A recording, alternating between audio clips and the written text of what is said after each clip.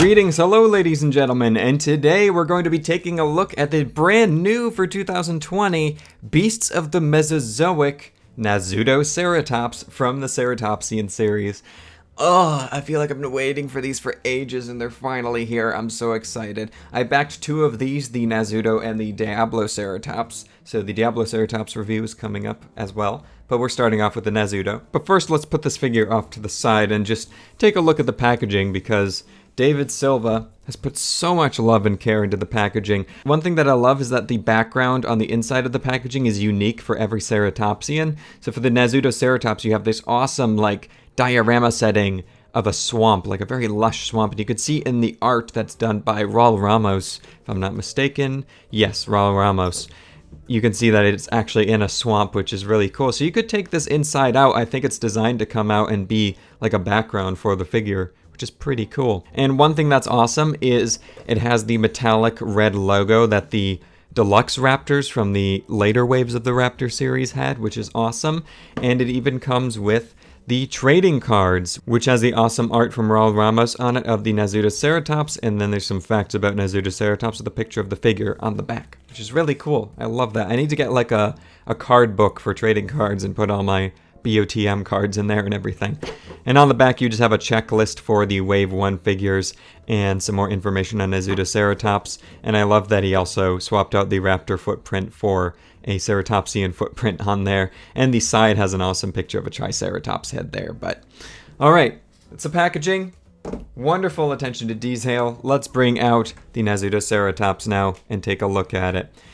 First of all, I want to send a disclaimer out for any of you who are getting these Ceratopsians. I am literally begging all of you. When you get your figure and unpack it, before you start moving the joints, run the figure underneath hot tap water for about maybe 30 seconds or so, and then start moving the joints. And if any of the joints still feel a little stiff, run those joints under hot water again. Because I have heard horror stories of joints snapping with figures like this if they're not loosened up correctly, and hot water will indeed do the trick. Just dry the figure off afterwards and it will be totally fine. And I'm so happy that I did that, thanks to my friend Aiden for the suggestion, because he has experience with NECA figures, etc. Because I originally thought that this main neck joint back here wasn't going to be movable, because it just wasn't budging on either of the Nasutoceratops or the Diabloceratops.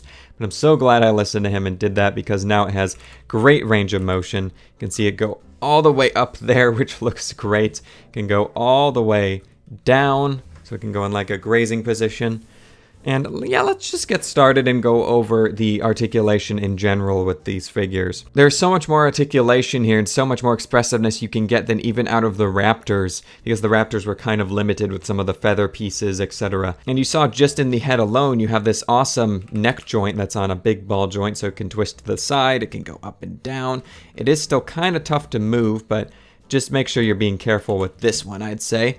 The base of the head is on a ball joint as well and can move totally around any way that you want it to. And then the jaw is articulated, and on this Nasutoceratops it can open extra wide if you want it to. And then there is a joint on the midsection, so you can get a little bit of articulation out of that, not too much. The tail you need to attach separately, and I actually recommend really rinsing this in hot water to make sure that it's pliable enough to slip over the ball joint that's at the base of the tail there. I actually had to use a butter knife to kind of scooch the ball joint over to the side into the center so I could actually pop the tail on. So do be aware that that could be an issue as well if it's not popping on. And the tail has a great range of motion. No bendy wire like on the Raptors, but it works out really nice. And then the legs can move forward and back, in and out. The mid part of the leg can move forward and back, and they can twist in and out. Same with the hands. Then the back legs, the legs can move forward and backwards. These I can see getting looser over time, so just be careful with them. They're already pretty loose on mine. And then this is one of the harder joints to move. I've ran this one under hot water a lot, but at the knee, it just sort of snaps forward and snaps back. And then you have an ankle piece down here, which moves forward and back, and then the foot sort of swivels around and can move forward and back a little bit. But yeah, there is a lot you can do with these figures, and you can just get them to look so expressive. I mean, just by moving the head up, it looks so alert. You can move the head down like I had it before, and it looks really defensive. And you can even move one limb up in the air. This is one thing I did with the Diabloceratops, actually. Just look at that for an example. You can have it standing pretty much on just two legs there, and have it in sort of a running pose. If we bring the head forward a little bit more. So much you can do with it. It's brilliant. I love it. But anyway, that covers the articulation. But another thing in comparison to the raptors is that these things don't have bases. That's because they're quadrupeds, and I love it so much. And this makes me have more distaste towards the raptors, which I feel bad because the raptors are already amazing in their own right, but they are so frustrating to pose in like convincing poses on their stand. And you just don't want to take them down and sort of fiddle with them and try to find new poses or anything, because you know you're going to have an absolute heck of a time trying to get that thing to balance again. But the Ceratopsians, you can just move them around, do whatever you want. You could stretch him out, make him look like he's lying down, just plop him on the ground, kick the legs back into their other position again, and just plop them back down. It's brilliant, and it makes me so happy. But anyway, that covers the articulation. Lots you could do here, as you saw. But let's take a look at the details on the sculpt.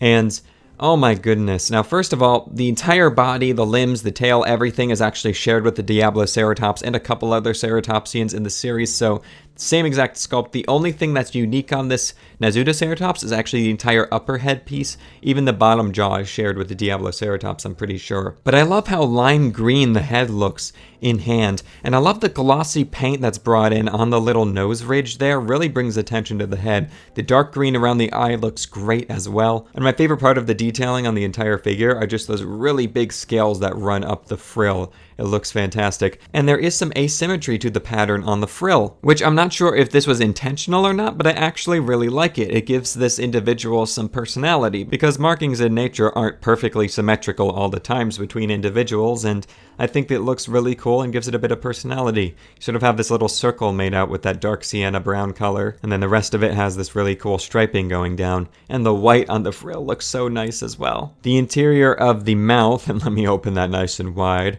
The interior of the mouth is sculpted and painted in a fleshy pink color. It is pretty smooth in there, but there is a tongue way back in the mouth, and it looks really nice overall, though, for what it is. One thing that I love, and it just shows that he's so dedicated to just making these look good from pretty much all angles. If we push the neck all the way up, there is a big gap under the neck, but he even put some scales on the inside there, just so it wouldn't be a weird, smooth plastic. That just shows that David Silva is really dedicated to making these Ceratopsians more of a passion project than, you know, just a pure moneymaker, which is really cool. The scales on the rest of the body look really nice as well, and the coloration becomes more yellowed in comparison to the limeish chartreuse color on the face. The green color gets darker as it goes down the spine of the animal, and I originally thought, based on the promo images, that these paler stripes would be a white color, just like on the frill, but they're actually a pale blue, if you can see that.